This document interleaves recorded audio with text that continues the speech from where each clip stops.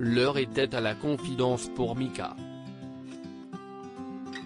Dans les colonnes de Télé 7 jours, le chanteur s'est en effet confié sur son année 2020 qui s'est écoulée et qui a été marquée par plusieurs événements, la Covid-19, l'explosion à Beyrouth et la mort de sa mère.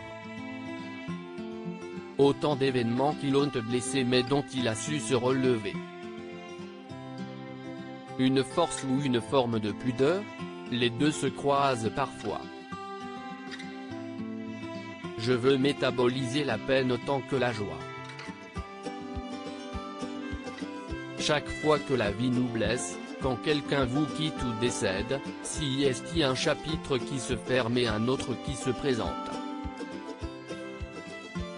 A-t-il confié, non sans émotion. Pour l'interprète de Relax, se morfondre sur son sort n'est pas envisageable. Je ne veux pas être écrasé par la vie, le stress, la tristesse.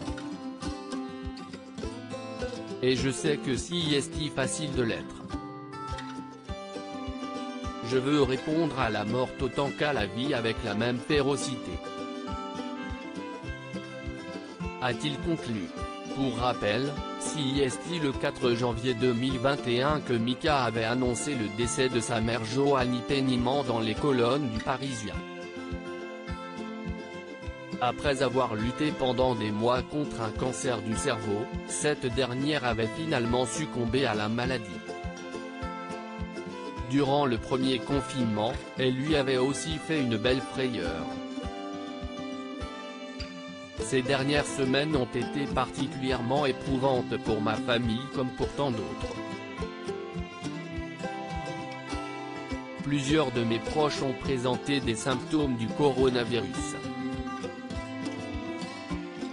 Ma mère a été transportée en ambulance aux urgences. Avait-il déclaré via son compte Instagram.